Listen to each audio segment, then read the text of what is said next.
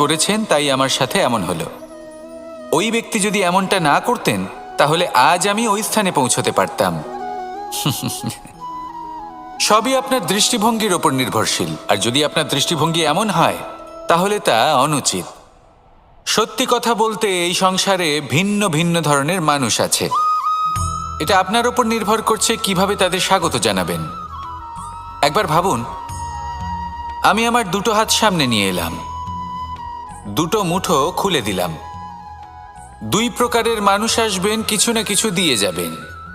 এই মুঠো যদি আমি বন্ধ করে দিই তাহলে না কেউ আমাকে কিছু দিতে পারবে, না আমার কিছু যাবে আসবে।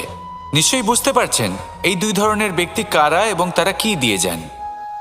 আমি যদি নিজের মুঠো খুলে দিই তাহলে কিছু ভালো মানুষ আসবেন, আমাকে আনন্দ, সন্তুষ্টি, জ্ঞান প্রদান করে যাবেন, ভালো অভিজ্ঞতা দিয়ে যাবেন। কোনো খারাপ ব্যক্তি যদি আসেন